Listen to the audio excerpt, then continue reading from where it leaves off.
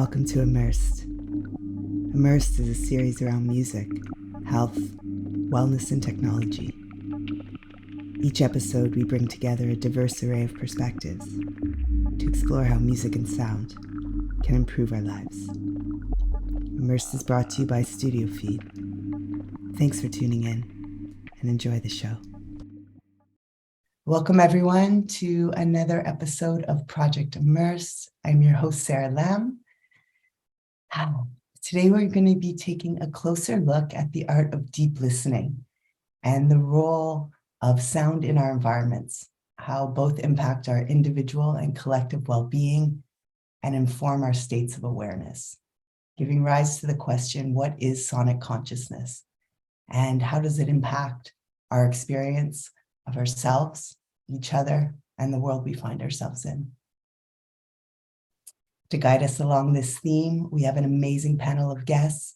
We have KMRU, Yolande Harris, and Satya Hinduja, each sound artists, sonic travelers, and academics in their own right, all who have explored deep listening as a tool for introspection and creative expression. Welcome all. And a big welcome to our audience at home. Thank you for joining us for today. I think instead of me reading off everyone's bio, I'm going to let each of our guests give us a bit of a flavor for who they are and sort of their bodies of work. Maybe we can just start with your name, where you're calling in from, and just a brief description of your work, just to get things going. And Satya, we can kick it off with you.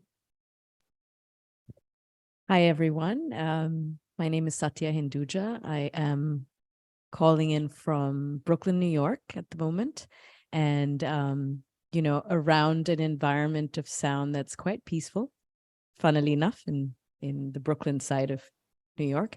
I am a composer, I'm an artist, and I work with multi-sensory deep listening experiences that are designed particularly to invoke states of reflection, receptivity, and exchange, which I call alchemic sonic environments. And these alchemic sonic environments have been shared in different demographics and different environments to really not just share a performative experience, but more a research project that's understanding through the act of experience and working with spatial audio, vibroacoustics with subpack, as well as very particular processes of creating a safe holding environment, what that sort of space that people can walk into can do to their mind-body connection and their connection to themselves, the other, and the environment that we live in. So it's a pleasure to be here, and I'm really excited to meet Yolande and KMRU. Wow, Satya, amazing. Welcome, and thank you for being here. KMRU? Yeah, my name is KMRU. I'm currently in Antwerp and from Nairobi, Kenya, based in Berlin, but at the moment I'm calling in from Antwerp. My practice is heavily on field recordings and lots of deep listening, and also just attunement with my environment, which also transfers into like my composition, because I'm also an artist, and sort of bridging my practice with sound into like a more contemporary platforms. And I'm currently in UDK finishing my master's in sound studies, and yeah, I'm also excited to be part of this conversation. Amazing, welcome. And Yolande. Hi everyone. My name's Yolande. I'm calling in from Santa Cruz, California right now. I don't know if you can hear the crows in the background. Maybe there are a lot of crows around here, like big flocks of them. I don't know. They get together and they chatter, it seems, in the morning, a bit like we're doing now. So I just feel very honored to be here and part of this conversation, because I think what we're going to talk about is really, really important. And I've been working and interested in this for many years now. I did a PhD in the Netherlands number of years ago, and it was entitled Sonic Consciousness. And at the time, that was, quite an unusual phrase. And I'm just so thrilled that we're here now to talk about this very topic, because it's central to the way we relate to the environment, to other beings around us, like the crows, for example, and to each other. So yeah, I work as a sound artist. That for me includes work with visuals as well. So the other senses, that to create spaces, environments, experiences where we sort of get a kind of a heightened awareness to our environment through a sense that we will often dismiss because it's not the foregrounded sense of sight. So that is the kind of thing. A lot of it's been to do with environments that are inaccessible to us, outside of our hearing range, places we can't go. The big one is underwater, the ocean. So a lot of work with marine biologists and sound underwater and whales. And so that's me. And again, very happy to meet both KMRU and Satya. And thank you, Sarah, for hosting this. Thank you, and welcome, Yolande. And for the audience tuning in at home, maybe just let us know where you're tuning in from, and maybe just take a moment to listen in or listen outwards, and just let us know some of the sounds that are around you as you join us here today. And yeah, I think before we get into sort of the wider lens of this topic of deep listening and our sound environments, I just wanted to kind of tune in to each of you and your works as artists, as sound practitioners, as academics. And really kind of always been interested in this moment of creative spark, sort of either what has ignited it or what's igniting it now, and how that's translating into the work that you're putting out there. So just a little bit of what is lighting you up, or what lit you up and is still there, whatever way you want to take this, just so we can get a bit of a feel, yeah, into what's moving you through this this experience. And Satya, let's begin with you. Yeah. It's such an interesting question because sound is infinite. It's all around us. It's been there from the first moment that we're conceived till the last moment of our last breath.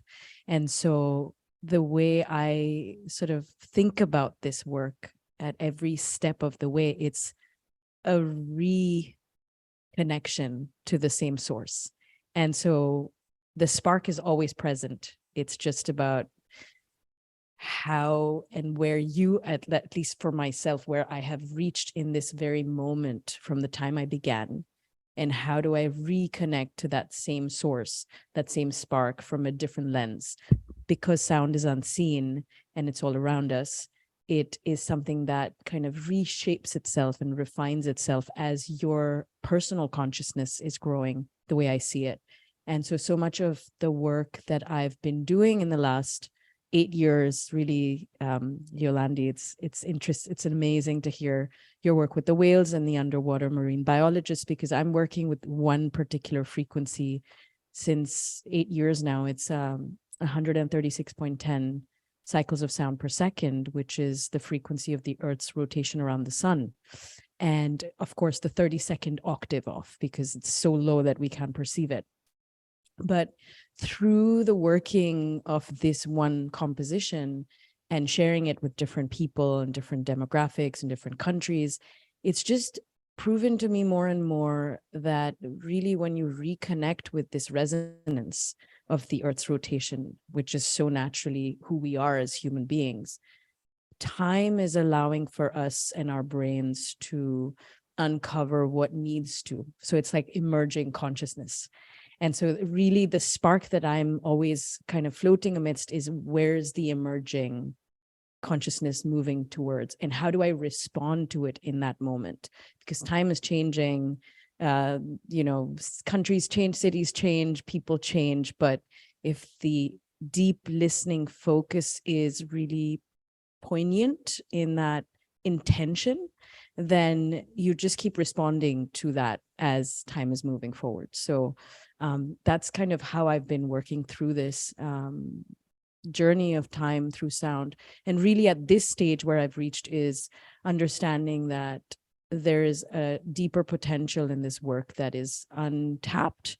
And really my work with Alchemic Sonic Environment is to actually help bring more of an ecosystem together through this one work so that it kind of grows and grows. And that's why I always say Project Immersed is Alchemic Sonic Environment. And Yolande, hearing you speak, and also KMRU, we're all within this Alchemic Sonic Environment perspective. And so if we kind of come together as a whole, then how much more impact can we have to those that aren't aware? And that's really that's the spark that keeps me going to go deeper and deeper and deeper. And really my intention with the work, the composition that I've been working on the past 8 years, which I recently recorded in London at Abbey Road Studios with the Royal Philharmonic Orchestra and Synergy Vocals. And of course, last year with the 2 sitar players, Hidayat Hussain Khan and Abhik Mukherjee, Alan Tower, with this very unique instrument called the Samolan. The goal is to record it and release it at the end of this year. So I'm really in the in-between process of finalizing this 8-year journey of time that has helped me understand not just a piece of music, but a sonic consciousness that needs to kind of embody itself around this kind of work so that more and more people even know how to engage with it and apply it as a tool for their daily life rather than just something you listen to in the background. And, you're not actively engaged with it, but more passively receiving. Amazing, Thanks. Satya. Thank you so much. Thank you so much. And now I'm stuck on, when you're like, you mispronounce someone's name 50 times, which is something I'm very famous for, and Satya can speak to this as I stumble with Alchemic Sonic Environment. KMRU. Did I get it? KMRU. Yeah. KMRU. Please tell us about your spark and how it's manifesting in the works, the amazing works that you're doing right now, which are really lighting a lot of people up. Thank you. I think I usually go back to like the initial spark I had when I started engaging a lot with like my surroundings and how that felt. It's like not knowing, it's like not seeing, then being able to see, and like sensing and noticing and just being attuned to what's next to you spatially. And this was back in Nairobi, and I think the spark is still there because like I am attuned, and like I feel like there's a sense of awareness that has been becoming all through like my practice with like listening, composing, and performing.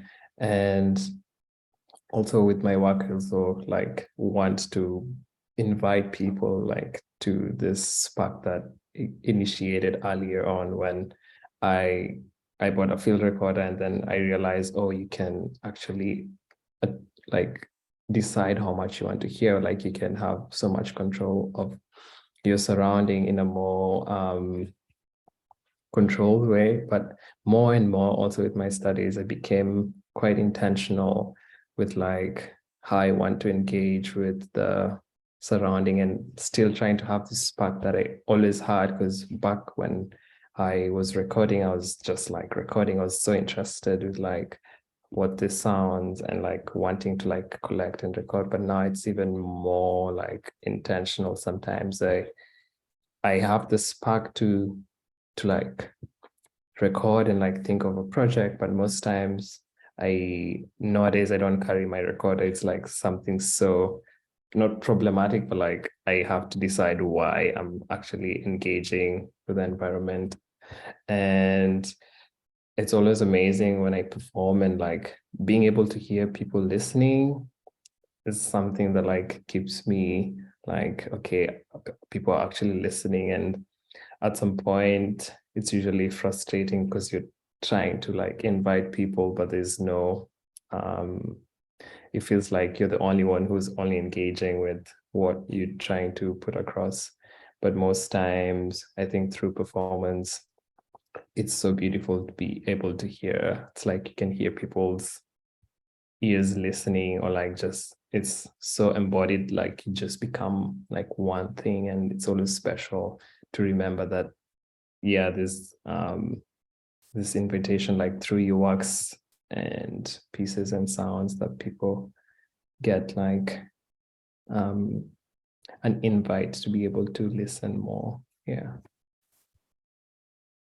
Yeah, beautiful. And I love that language of invitation, because really that's where a lot of this begins. Thank you, KMRU. Yolande, tell us about your spark. Well, I like the question. What lights me up now? So many things, interestingly. I mean, I'm spending a lot of time teaching right now. And the kind of ideas that are coming through that connection with the students are just so grounding and interesting in terms of what is happening in the world, how people are trying to understand it, coming out of this time when we've been very isolated, introspective, not through our own desire or want necessarily, but rather enforced on us, and experiencing that. And when we do come together now, there seems to be just this kind of electricity, kind of this incredible energy in the room between people sharing these ideas, and that is just, wonderful. I just come back again to the idea that, I'm an artist, and that's the life I've dedicated myself to, which has not been easy in any way, but it is, I cannot imagine a world without artists. I just cannot imagine it, how impoverished that would be. And so, to encourage others to be able to be creative and to experience in the world in an imaginative way is really important to me. And I find that sound and listening help do that, help shift us away from our sort of just ingrained patterns and reactions that we tend to have, because I think partly because we're so visually dominated, so from a very, very young age culturally, and physiologically too, our eyes react very quickly. We need that information. So, but if we think of sound and listening, we tend to, relate to others in a different way. And by others, I don't mean like a distant of, myself and the other. I think that distance is collapsed in a really beautiful way. And that includes, the crows that you might hear flying around me, other species. So a relation to other people, species, environments, and how we're kind of embedded in those really, really just is what drives me right now. Thank you so much, Yolande. And thank you all. Hearing a lot about the role of your sound environments and the role of deep listening in your practices. And it's kind of why we're here today. And I want to share with you a little bit of a personal antidote, because I feel like I reverse engineered this subject in a way. I had an experience in the jungle in a ceremony where my perception of sound widened to such an extent that I was hearing everything all at once. And there was all kinds of different sounds, jungle sounds and sounds of people, and all of these different sounds were happening. And there was an imperfection there, of course, and there were some that were jolting and some that were very calming, but somehow by having this widened lens of listening, they were imperfectly perfect. And in that experience, there was so much also space, and everything just kind of was like, oh, there's room for everything here. And that for me was like a sonic perception that sort of widened the lens. Then I came home and I played with listening all in different ways. Then I deep dived, and of course I found the work of Paulina Oliveros and so on and so on. And then I found you, and it's been a couple-year journey. But for me, that experience of calm and spaciousness and connectivity through through what I would say was my first kind of experience of deep listening was super impactful. And I bring it up because I think a good place to start is perhaps, what is your experience of deep listening? You know, I would say definition, but definition is such a subjective word. And listening in itself is a mysterious process, yeah, that is dependent on each individual. But from your academia or your own experiences, just for the audience who may be showing up and maybe thinking, I got to really just squeeze my ear in and hear everything. Maybe if we could just start with a bit of a framework of what is deep listening in your experience or your understanding. And Yolande, maybe we can start with you. Yeah, so I came across deep listening when I was through Pauline Oliveros, that phrase, deep listening, with a capital D and a capital L and a little, don't repeat my this is my phrase, yes. And so I had this, this deep listening idea, and I joined a retreat with her in Spain. So she did one in Europe, and that was about, when was that? 2009, I think. And a week with her, and I don't know, there would have been maybe 20 other people, maybe 30, was really transformative in the way that I related to sound, to music making, to there was this wonderful workshop on dreams, for example, and we would go in the evening and share what we were going to make an intention for the dreams, and then dream at night, come back in, and with our dream pod, so there were 3 of us in the dream pod, we would discuss and what had happened over the night. And that happened every night for the week, and it was really such a wonderful process, with this emphasis on kind of listening in dreams. And so for the sense of deep listening, I don't like to define it either. I don't think Pauline liked to define it in particular either. I do recognize that deep listening is a practice that is ancient and comes from other cultures in the world as well. So there's a sense of being careful to use deep listening and to take it and to say, it's this. I claim it, I define it as this. I wouldn't do that. I think it's a very open and broad thing to work with. Just it's been important for me to have the notion of deep listening, because the contrast is that people don't have that way of listening. Listening is kind of surface or background, or not engaging in any kind of depth. And I think that the emphasis on this idea of deep listening is to engage with it, to say, okay, I'm going to engage with it on a level that's far deeper, use the word deep again, far deeper than I have ever tried before.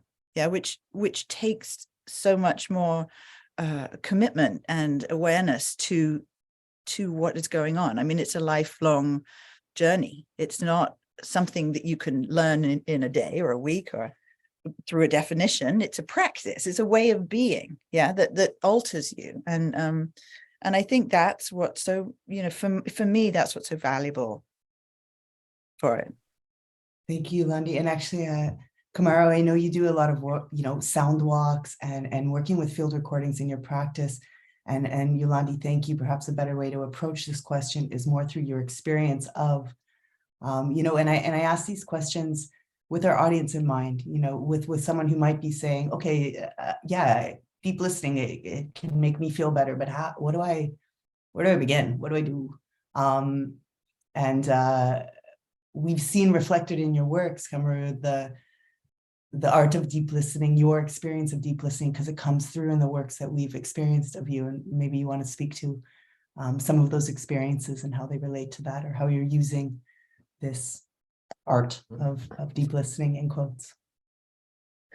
Yeah, I think for me also, yeah, I encountered deep listening way actually later through Paulina Oliveira's work. And it wasn't something that it's like, this was even before I started field recording on my practice with like sound and listening. So it's like, oh, there's this practice, which is like, I can relate to like things that I was doing like as a child, paying attention to things and like listening, but it's not like, it's not theorized as a deep listening discourse.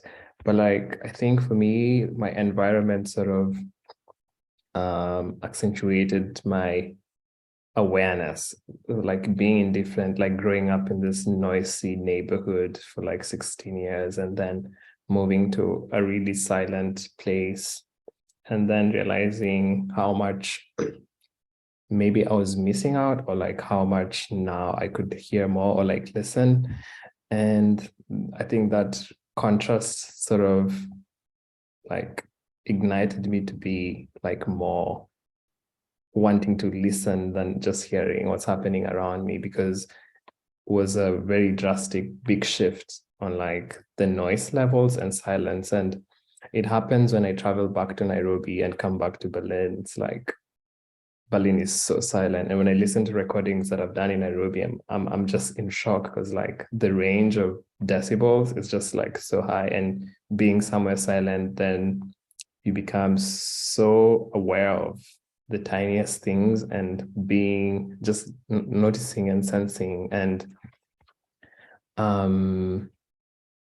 it sort of translates. So in my work, sometimes I usually mention that like I try and borrow from the environment and like put that in like a musical concept, because like outside things are happening randomly. It's not controlled. It's like an ambulance happen like super loud. Maybe there's somebody walking and there's a conversation happening, and it's not like timed or not so controlled. It's like you cannot control how loud somebody should be speaking outside, or like how loud the siren is in a city, or like if you can reduce the volume of a specific city or like balance each of them for them to be equilibrium.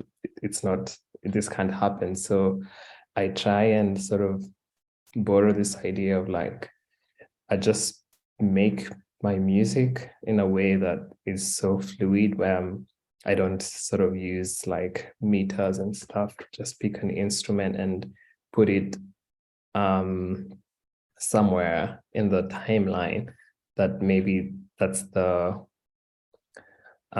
sound of something that I think is happening outside, and it becomes like a really layered, dense composition, which sometimes it's like a representation of a score of a field recording, or other times it's just like exploring sound through this idea of like the environment. And one that I've engaged in, or like one that I've recorded, and like sort of be like, you become part of the environment. Because like initially I used to go to spaces and like listen, or just like record and not have like a direct connection with the space, and like getting to go to the space and just listen and like be aware of like, okay, this is how it feels being here. Maybe I feel welcomed or invited to actually record,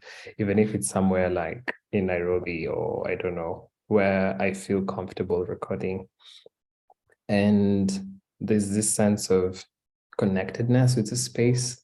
There's like also the space like has this invitation of listening that sort of brings you into that state of togetherness. And yeah, actually when I started like my field recording and like music, I didn't know so much about field recording like as a discourse itself. So it was interesting like coming to realize, oh, this is a whole study like people do. And it's, yeah, and just like finding the connection of listening and sound, because I was so interested in sound, but like it was hard to tell people like, yeah, you can actually listen to like surfaces and like weird sounds and get information, because it's like a knowledge production. Yeah.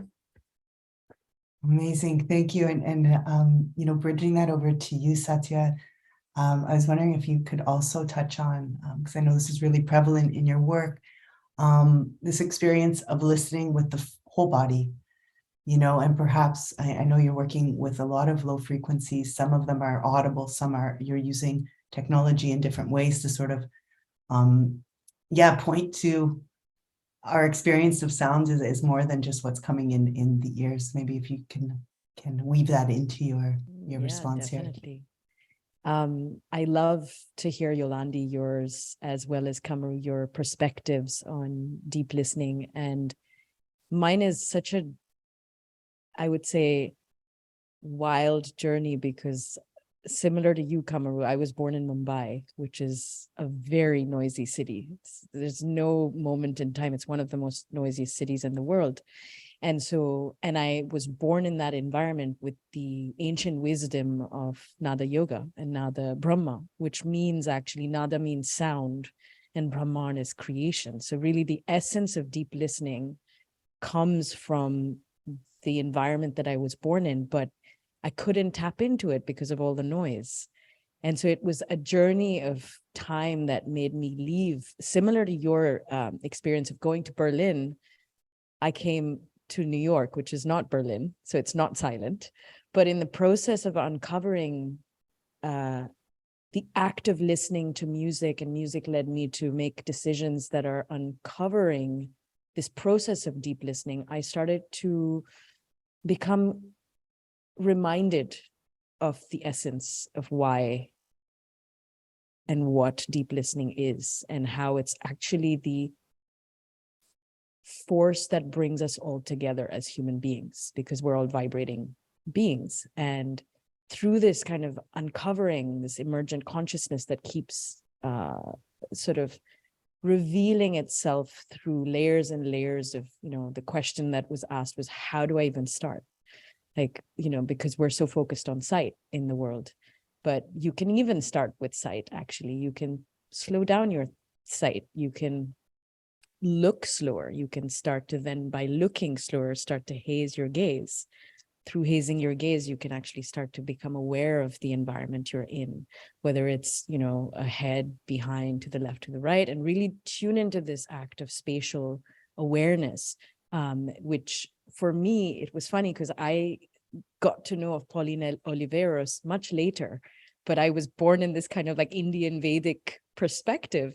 And it's been such a beautiful journey to bridge all of these different perspectives of the same thing with different language and different ways of sort of accessing the viscerality of sound, because even though it's so subtle and it's all around us and we can't actually touch it, but we can feel it. We move our hands, we feel the temperature change. So that's an act of deep listening. It's like, okay, what am I feeling right now? What is my hand? You know, do I have sweat in my hand? Is it dry? Oh, how am I sitting? What is my breath like? What is its speed? What it's, you know, there's a lot of awareness that one can start to bring into a self-reflective process. And through that lens and landscape of engaging with the self, you actually also start to become hyper aware of what's around you.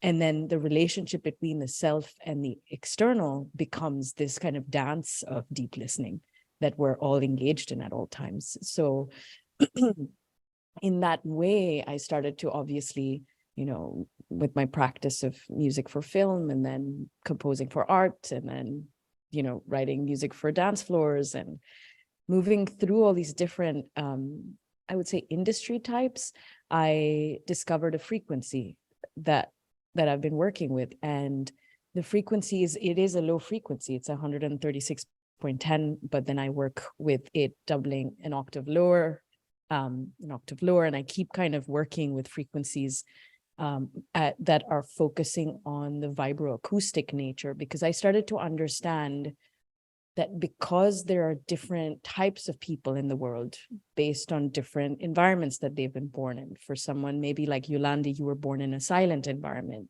for people like KMRU and I, we were born in noise. And so every experience of how our upbringing and our childhood development has impacted us, has shaped the way we perceive listening and shaped the way we understand things and we kind of relate to things in the world. So really the way I've started to understand this lens of frequencies is to start to kind of bifurcate them, where higher frequencies are helping sort of higher consciousness, and then there's the mid-range where it's more about speech and vocal ranges and like instruments that are more addressing focus and attention, and then there's the low frequency that's really bringing you into a body awareness, because generally when we have lack of awareness in our perceptions, we even have lack of awareness for our own body or our mind. And so really the way I've been working with low frequencies, to bring in your question in Sarah, is to integrate this like thinking process of, okay, the low frequency meets the mid, meets the high, not just for a acoustically aesthetic experience, but how is this impacting connectivity to the mind body, to the person, whoever it may be, to be able to get deeper within themselves. And that's how, for me, deep listening from a self-reflective practice has become something of a tool that I'm working to develop so that others can really connect with themselves, especially for those that have no connection. And and that's really the kind of like the root and the essence of the work.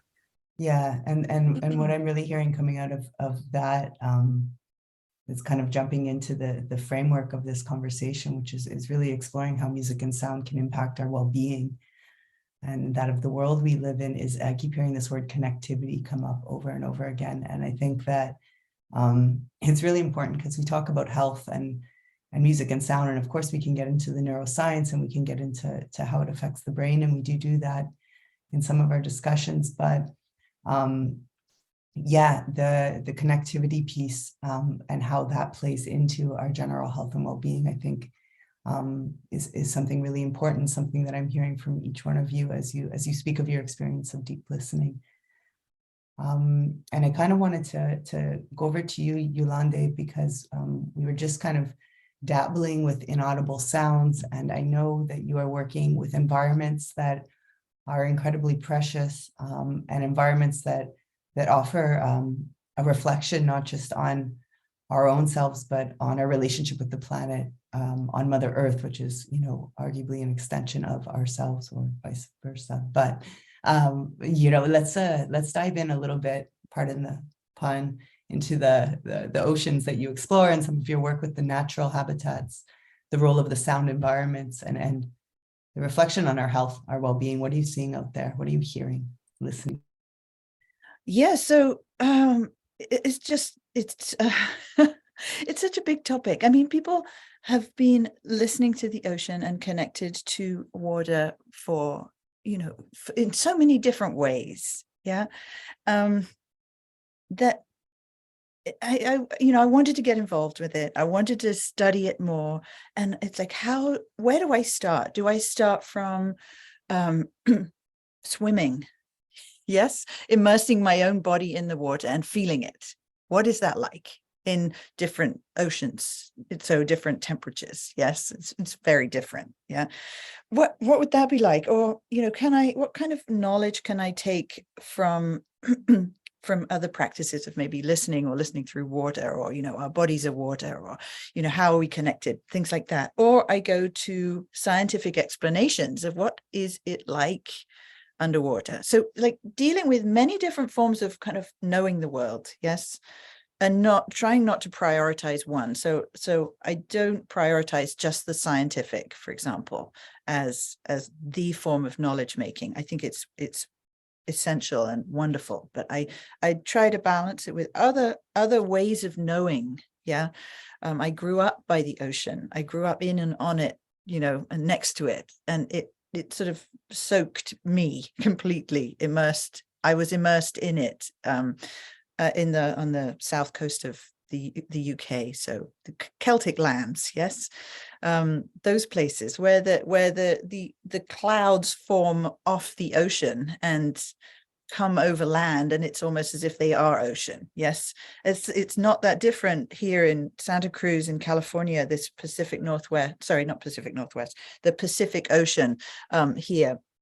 And moving up to the Pacific Northwest of this kind of coastline here where the redwoods grow, you know, the ocean, there's a lot of ocean fog. Yeah, it's the one thing that I'm really interested in at the moment, that the fog and the ocean are part of each other, and the ocean kind of comes over land to the redwoods in this way through the fog. I mean, it's damp. It reduces your visibility, yeah, and in fog, in reducing visibility, opens up listening and sound, because you know you have to compensate if you can't see so well or so far. So, and sound transforms in fog, and that kind of fog image, if you can hold that in your minds for a bit, it's not that different if you go in the ocean. The visibility in the ocean is very low, yeah. So it's almost as if these animals are moving through fog. If we could imagine, if we could try to imagine as terrestrial beings what it would be like to be oceanic rather than, you know, our perspective shift, yeah, maybe it would be not that different than moving through fog. And if we do that, then we have to rely on sound. Yeah. So the ocean was this place where I could explore sound in a completely different way. You know, sound moves 5 times faster through water. It moves in incredibly long distances. The animals that are in there are, you know, at different depths, and you know, dealing with pressure, of huge pressure of, how they are living and surviving through this and through sound. Yeah, it's a whole different way of being that is somewhat, you know, difficult for us as terrestrial beings to understand, but I don't think it's impossible by any means. You know, I think we can do it, but we need to have accessibility to it. So my my work has been trying to explore that, you know, hydrophones, underwater microphones. What do we actually hear? And when we play them back, how can we engage with them in ways that aren't just taking them as yet another piece of our, you know, commodity that we have in the world, but that ask us to engage with the ocean, ask us to try to put ourselves in a different perspective. Yeah, one that is not centering the human. Yeah, so the ocean is this sort of opportunity, I think, to do that. I mean, I could talk for a long time. No, maybe that's a start. No, thank you so much, Yolande. And yeah, it's reminding me of a piece I read by you, KMRU. It was a commentary on sonic ecologies, I think. You were commenting on a piece, antennas in trees, or trees are antennas, something like this, where you offered some really interesting reflections on kind of what we're hearing out there when we start listening. And did you want to comment on that a little bit, or bring in your sound environments and how you feel they're impacting our health?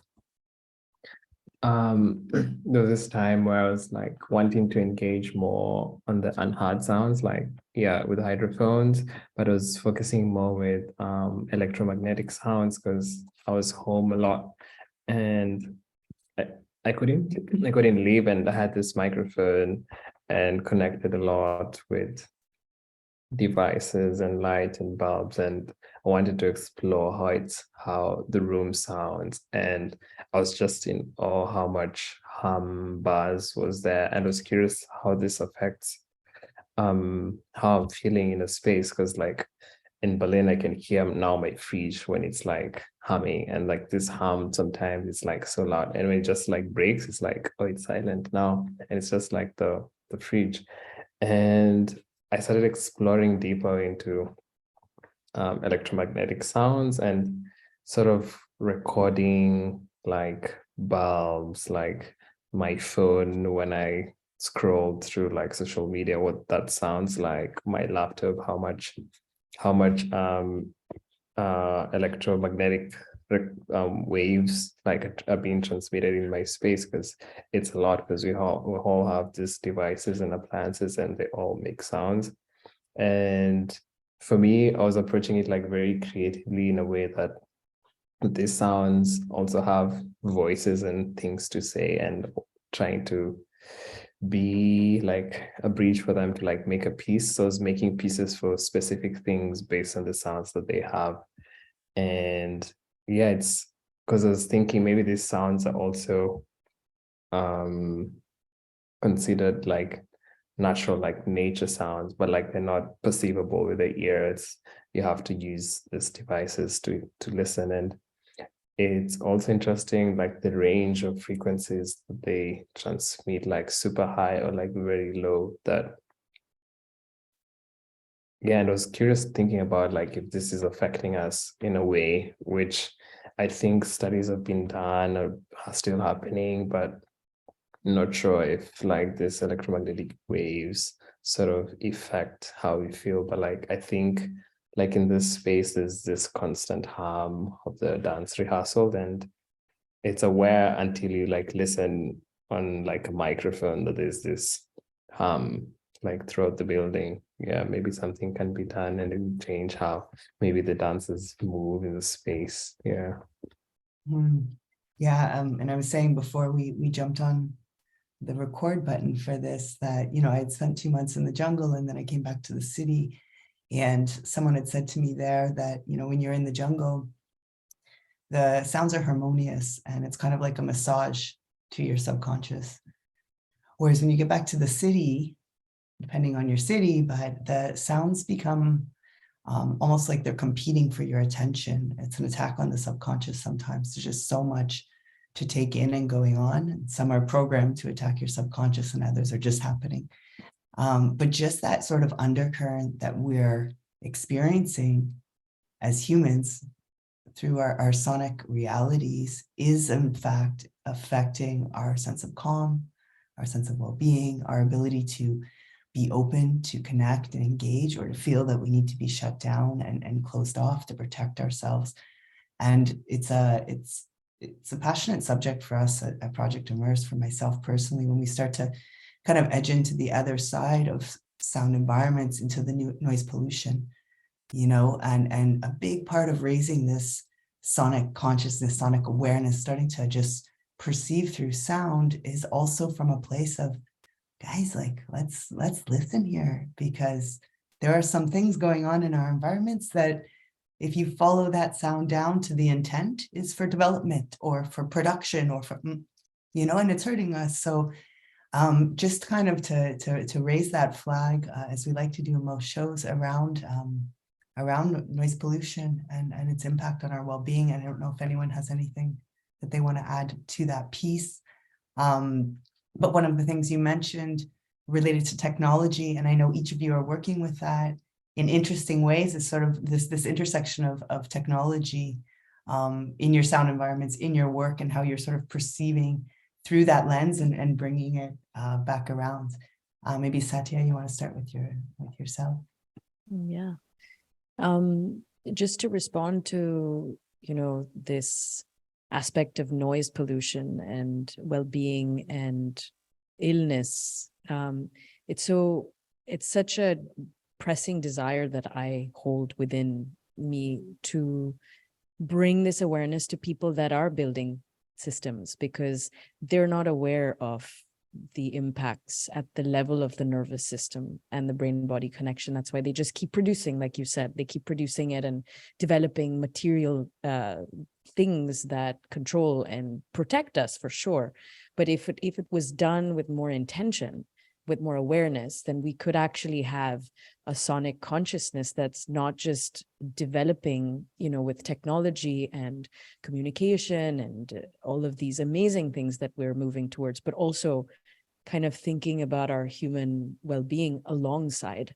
And I think that's why technology is such a trick, because it could be used to damage and it could be used as a tool to heal, just like, you know, with projects like Dr. Jeffrey Thompson and his vibroacoustic bed, and even what Subpack is doing with the deaf and hard of hearing community, and creating these, using technology to help people become more aware of spatial sound, of, you know, the feeling of sound, to kind of bring people back because of the noise pollution, because noise pollution is taking us outside of our own natural rhythm.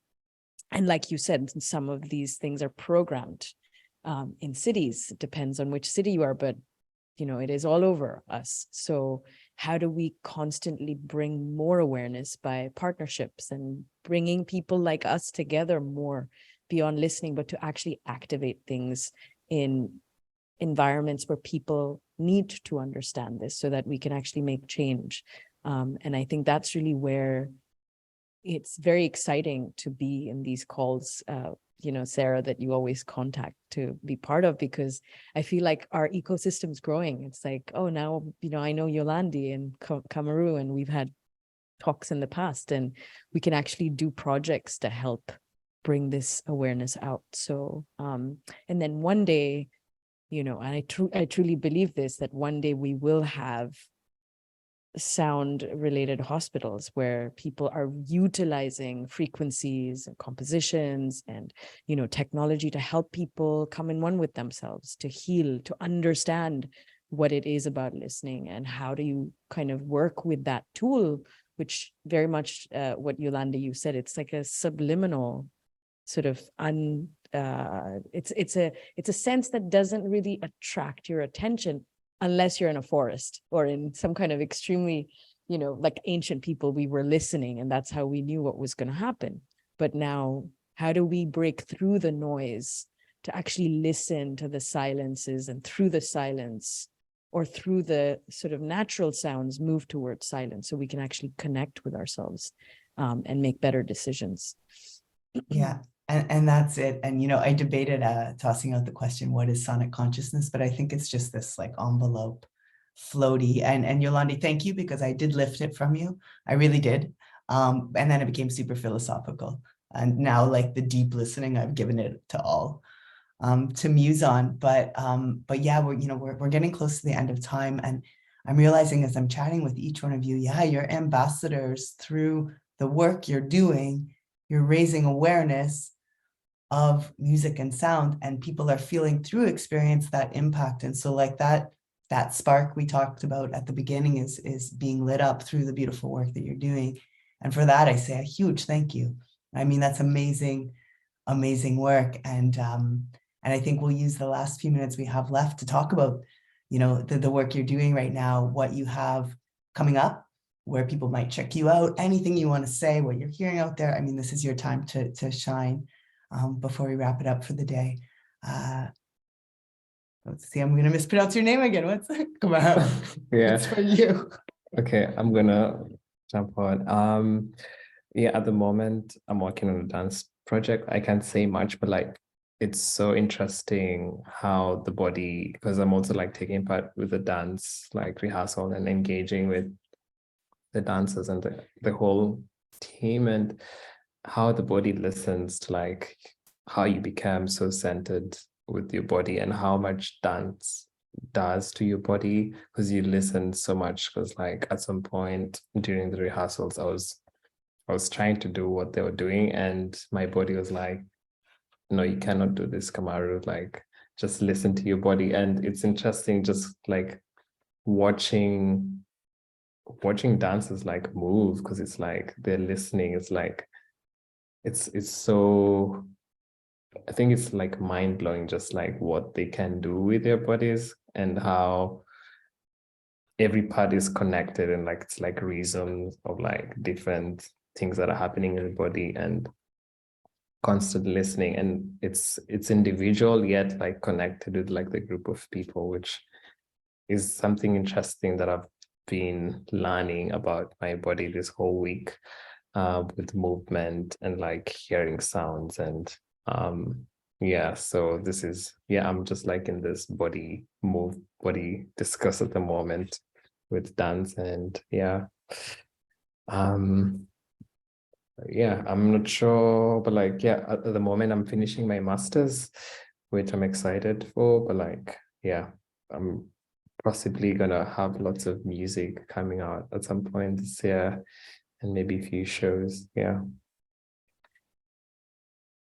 Amazing. Thank you. Wow. It's really exciting to hear movement enter the room. This was my first experience of sound, and it's a whole show unto itself. So excited to see what comes from that point of connect that you're dancing within at this moment.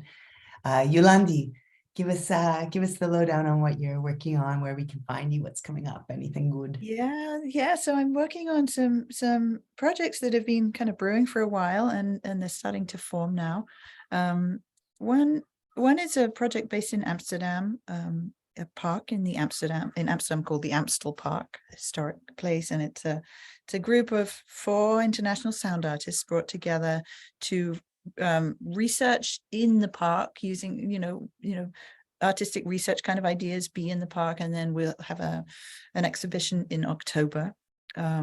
And in between there's various different open public seminars that will be either online or in person. So just to have some different ideas, different perspectives on the relationship to the environment, to the city through sound. So that's that one. And then another, I've been working on underwater sound in Wales for a while, working with scientists, and one was using the tags that are placed on the backs of whales that gather sound and video and other data, and then creating environments that installation kind of environments that enable you to see that in a way that is kind of just giving us a different perspective. It's very astounding to watch and be immersed in. So those kind of technologies and developments, also the development of understanding sound and language and processing language, and what there are developments in what whale sound might be. Are we getting any closer to any kind of communication, understanding communications of other beings that are not non-human beings? Yeah. And I think that is really interesting. It's really far out, or it seems really far out, but in order to get closer to the idea, further away from this idea that humans are, the dominant species, that we're the most intelligent, et cetera, which, that's so problematic. And trying to find ways to understand sound and connect through sound, through other species as well, is really just so important to the kind of work that I'm interested in now. So I don't know exactly what form that takes. One of the things is an idea for what might a kind of a truth and reconciliation committee for cetaceans sound like. These are beings that we have completely destroyed, devastated, as there are humans in the world that other humans have destroyed and devastated. And I think that, to reckon with that devastation is really important, and to hear from the other side, hear from the oppressed side, what is needed for them to come to terms with that, to move back into the world. And how do we do that if that's another species in the ocean, for example? It's such big work that I think is really essential to do, but where do we even start? We can't understand what they're saying, if they even say something. So those are some ideas that I'm working with. Amazing, Yolande, and so good to have a focus coming in from Mother Earth, from the planet, and really just starting to tune into all of the rich information that is there, and opportunities to connect and heal from that perspective. So thank you, Yolande. Satya. So as I mentioned, I've been working on this one particular composition for the past 8 years that has developed the spaces of alchemic sonic environment, the community of alchemic sonic environment, and also the sort of philosophy around it. And so we started finally recording last year, and a lot of what I'm going to be doing this year leading up to launch is finally refining this one composition, which to me it's a therapeutic intervention. And so really the way that I've sort of very carefully, precisely recorded with very specific microphone structures. And, really we broke the mold of 300-year-old recording styles of orchestras, and we made the microphone sit in the middle of the orchestra around.